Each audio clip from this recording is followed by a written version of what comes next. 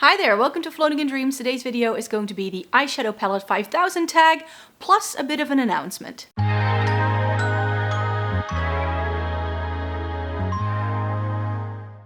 Welcome to everybody watching today. Thank you so very much for joining me. Today's video is going to be a tag on the one hand and an announcement because this is the first video that I'm doing as part of eyeshadow palette month, which I tend to do every year here in August. So this video is going to give you some information, a bit of a giveaway announcement, and I'm going to be doing the tag that was created by Chic Geek that I already saw Angelica Nukvis do as well, and I thought it would be fun to add my 2 cents. If you're unfamiliar with the channel, hi, my name is Maaike. I live in the Netherlands. I have fair skin with a cool to neutral undertone, and this greatly influences how I feel about makeup. I love trying out eyeshadow palettes, Essence and Catrice products, and getting the use out of my makeup, and I've been a makeup reviewer for more than a decade. So if that's something that you're interested in, then definitely consider subscribing by clicking the button down below. So before we get to the tag, I'm going to have to make an announcement because we are doing eyeshadow palette month again in the month of August over in this channel. What does that mean? That any of the videos that I don't do every month tend to be eyeshadow palette related. So I'm gonna still be doing my Shop My Stash and my new makeup releases and like an eyeshadow palette review, like the videos I do every month. Those are gonna come back for sure, but I'm going to be doing the rest of the month. I'm gonna fill it all up with nothing but eyeshadow palettes, and since it's one of my favorite topics to talk about, I'm going to be doing an extra video a week as well, which is going to go live on Saturdays. So you can expect 1 extra video a week from me in the month of August. Then for the announcement, we're going to be doing a bit of a giveaway as per usual with eyeshadow palette month. Now, I was struggling a little bit thinking of what prize to give away, but I'm thinking of giving away this guy. This is the Gloss Gods New Neutrals. This is one of my favorite neutral palette that I tried all year. It's got some multi-chromes in, but it's got some cooler tones, some warmer tones, some neutral tones. It just has a lot to offer. And I really enjoy the Gloss Gods formula, and I think more people should know about them. Since they are a Swedish indie brand, I know they can be a little bit more difficult for people to find. So I'm going to be gifting you a fresh version, because this is mine. But I'm going to be giving away a fresh version, and all you need to do to enter the giveaway is to click the link down below where it says giveaway form. I have found that the easiest way to run a giveaway is to open a Google Doc and have you send your email that way, so I have a way to contact you. And the only thing you need to do when you fill out that form is to list your name, your YouTube name, so I can check whether you're subscribed, and your email address, and a question for me, because I want to do a Q&A at the start of September. So I thought, what better way to create an incentive and give away a palette? So out of all of the entries, I'm going to be sending one person one of those palettes. You can find all of the other rules and regulations on the form, so make sure that you read those through carefully when you do choose to enter, and then we will have all of that goodness. So I hope you'd like to join in on the fun and leave your questions for me in the form down below. Announcement out of the way, giveaway out of the way, let me get to this tag. So this tag was created by Chic Geek. I'm not even sure on her real name, but I've been following her for years. I love watching her content. She also has fair skin, but she's a much warmer undertone. So she loves her warm tones. She does these really beautiful orangey toned looks. And I love that she's created a new tag. Where are all the makeup tags? Who remembers? Like a few years ago, it was all about the tags, and I was like, you know what? I'm gonna join this one because I think it will be fun. So the tag is called the Eyeshadow Palette 5000 tag, and I think it was trying to like not really create anything that was super new, but just another take on talking about eyeshadow palettes, and I thought it could be a great way to kick off eyeshadow palette month. So the first question is, what is a palette you wore on a special occasion? And for that, I have to pull out my Urban Decay Naked 2, because I think if there's any eyeshadow palette that I've had for years that I just know I've used on a special occasion, it's gonna be this one. So in terms of like special occasions, like really momentous moments in my life, I either wasn't wearing any makeup or I wasn't really into makeup yet. So a lot of like graduation like ceremonies and those kind of things, or weddings that I've been to, it's not been a thing for me to wear makeup at all. It's been quite a recent thing for me. So yeah, I just know that the Naked 2, because it's been in my collection for such a long time, would definitely get the nomination here. However, if you've been here before, if you haven't, hi, my name is Maaike and I love to change up my eyeshadow palettes. So this is what my Naked 2 currently looks like, which is not what the Naked 2 looked like, because this is a mix of both Naked 2 and Naked 3. My palettes were getting really old, and I was like, this way I might actually be able to entice myself to use this a little bit further and to create more memories with this. To be quite fair, this is currently living in my Shop My Stash drawer, and I've reached for it twice all year.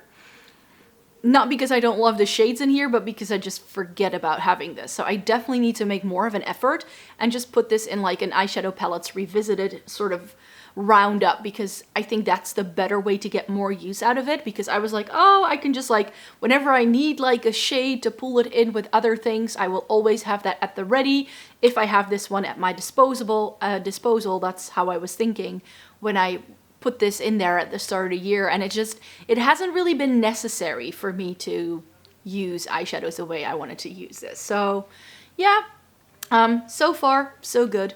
I really like this one still till this day, even though it's a bit older.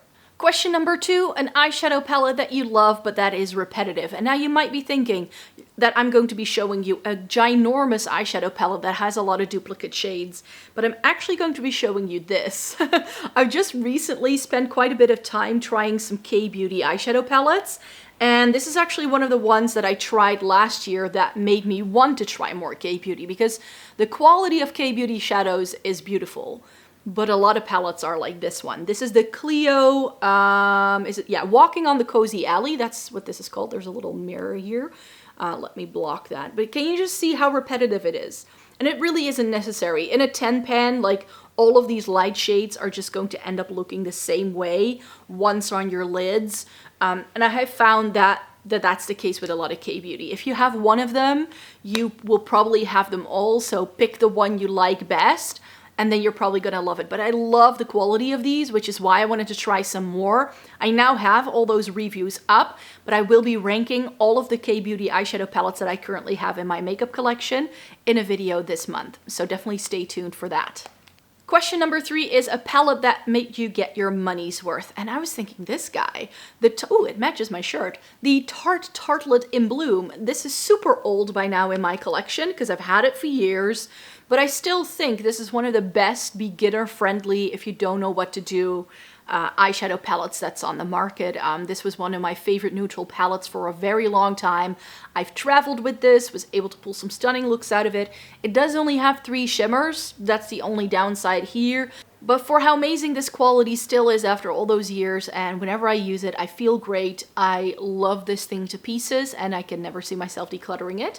It's just a really stunner of a neutral palette that I have recommended a lot of times for people who are beginners with makeup, and I think you can still buy this, and I still love it. I have, is it 4? All 4 Tartelette palettes? There was a matte one before this that I never got, but the other ones that are still out, I have all of those, and I love them all equally, even though some of the later ones are overly warm toned and a bit weird pink, which aren't necessarily my vibe, but I do have all of these because I do like the quality so much. An eyeshadow palette that is an amazing deal, and I'm gonna go in with the Catrice 5 in a box. This is an entire range.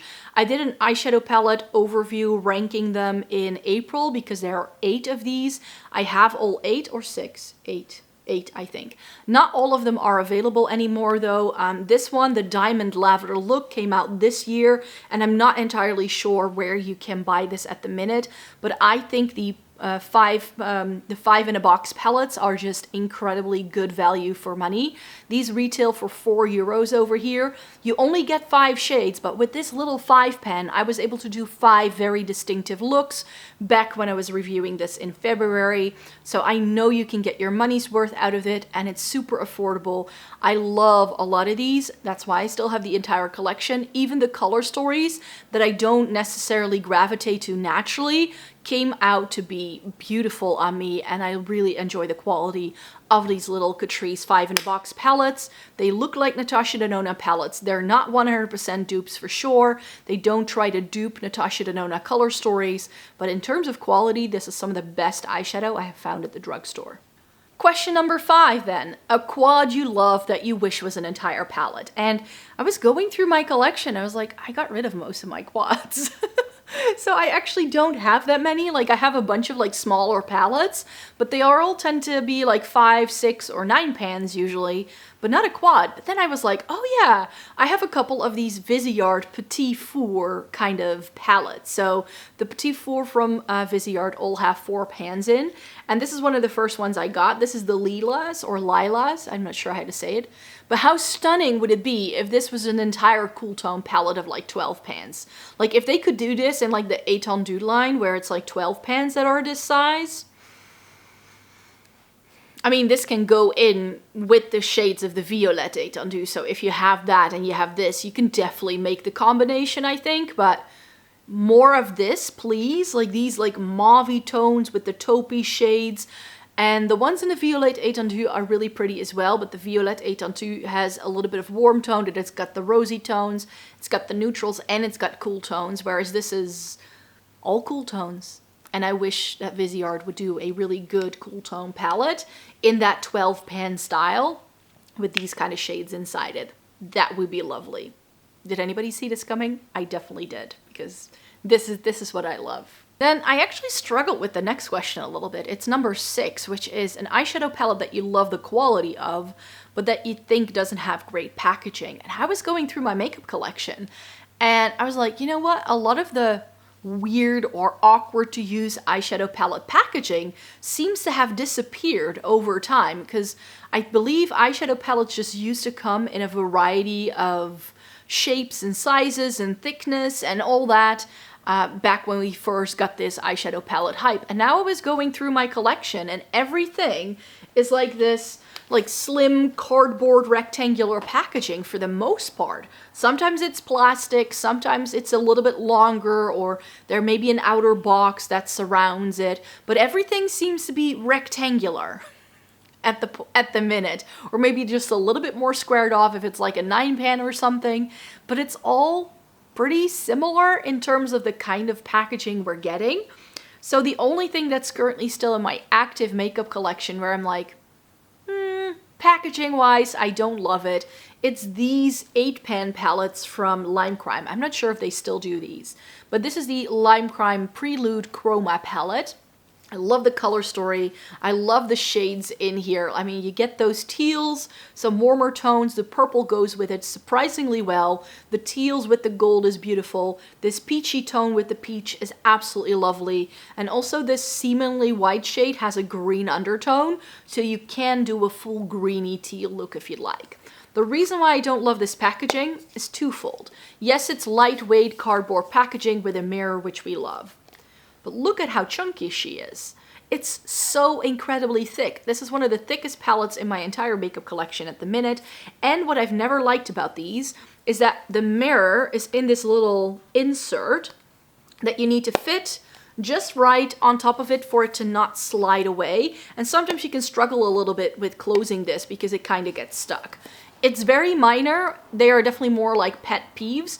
I saw Angelica Nukvist's video and she mentioned the Pat McGrath Mothership palettes, but I don't find those to be that cumbersome. I keep mine in the box to protect them and keep them nice and to be able to tell them apart. So the outer box makes it more so of a faff for me to use those rather than the actual palette itself. Yes, they're incredibly heavy, but I don't really view them as travel-friendly palettes that I would want to take with me on a trip. If I'm paying over 125 euros for an eyeshadow palette, I'm not going to stick it in a suitcase. Like the chance of breakage, I would just never deal with that. That's a vanity, top of my desk sort of product to use anyway, so I don't mind it as much. But with this, it's just that little bit of weird like thing in the packaging where I'm like, I wish it was different. Then question number 7, I currently don't have here physically with me because these are videos I've done in the past.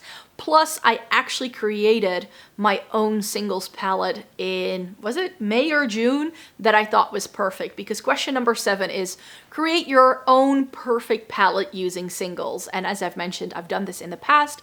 I've done 2 such videos where I've conceptualized if a brand would approach me and wanted to create a palette with me, what it would look like. So I'll make sure to link those videos down below, and I'll just make sure to insert my like some images and video that I shot of this custom singles palette that I actually built myself earlier in the year. It was the final one that I did.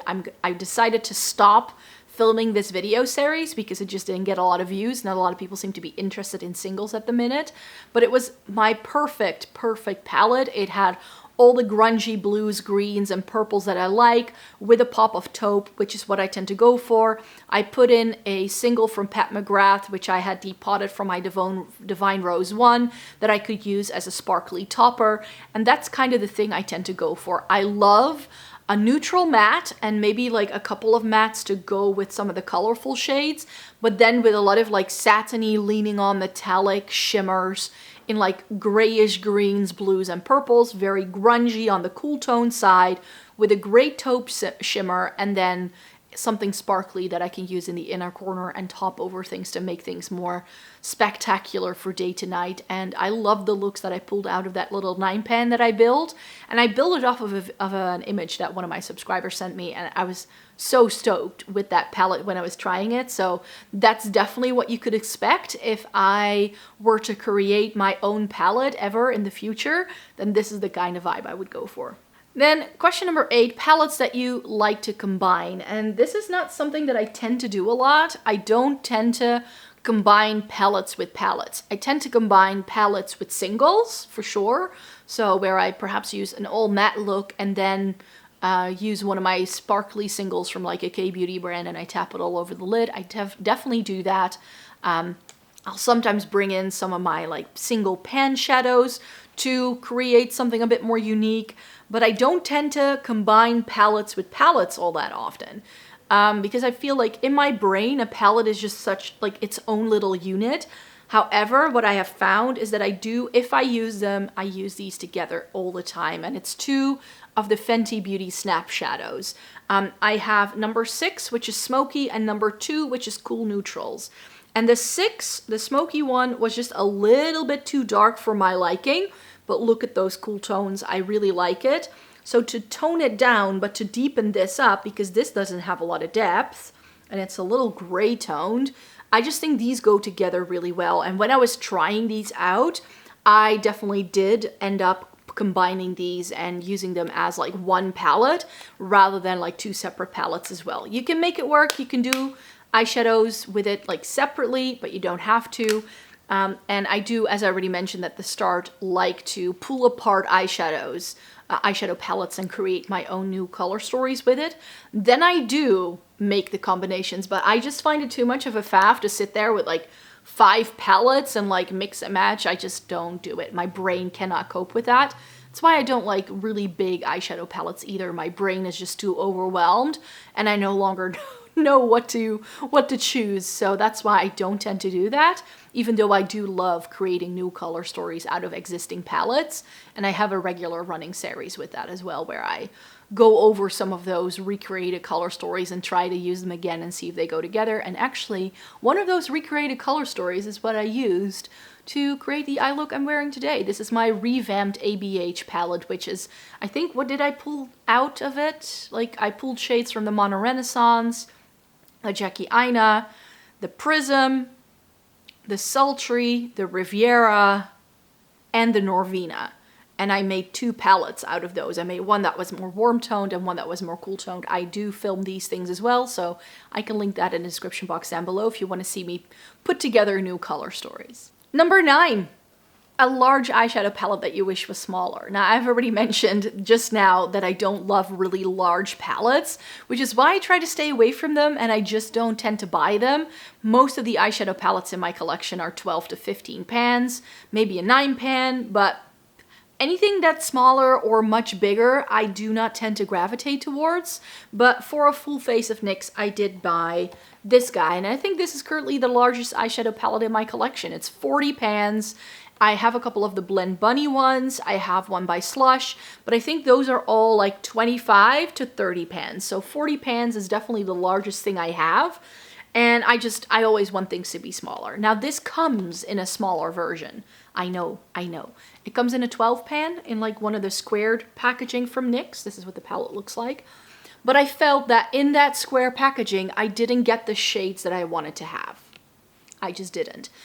This has far more cool tones over here and also here with these like sagey, softer greens. Those are all shades that I felt were lacking because I felt that the 12 pen was more so what we get in the middle of the palette, and I wanted more of the shades that were on the side. So I bought this for a full face of NYX just to try it out. I haven't tried NYX eyeshadow in years, so I just felt it was time for me to be testing some more out. And then number 10, again, not something that really goes with my aesthetic, because this question is about an eyeshadow palette that you wish was a face palette. And I don't use face palettes all that often. I just don't reach for them. I tend to travel with them if I use them. And it's the reason why I only have like a handful, because I can't be bothered. But then I was thinking, this guy, I haven't played with this on my eyes though. This is still on my to review pile, but I know ColourPop can do good eyeshadow, so the brand isn't new to me, just the Pretty Please is. But I just thought, looking at these shades, I was like, this is what I would want in a cheek palette. So something like this, like these dusty rosy shades on this side as a blush, this could be a great like bronzery contour kind of shade. And then some of these shades here at the top could be great as highlighters. So I definitely think that this is very much a sort of blush kind of highlighter, contoury, bronze kind of palette. So if you had like, you know, 3 or 4 pans in there, then I think that could be pretty. So this is definitely the kind of thing I would be looking for, but I just knew I would never use it myself. I just know I won't. And then there we have it. Those were the questions of the eyeshadow palette 5000 tag. So thanks again to Chic Geek for creating this tag. I really enjoyed doing it. I hope you'd like to enter the giveaway by entering the form down below. And I hope you're as excited for eyeshadow palette month as I am, because I definitely have a lot more content that I will be shooting and that you can look forward to as well. So I hope you have a great August. I'm going to be signing off right here. I hope you have a great day today. Take care, and then I hope to see you in my next video.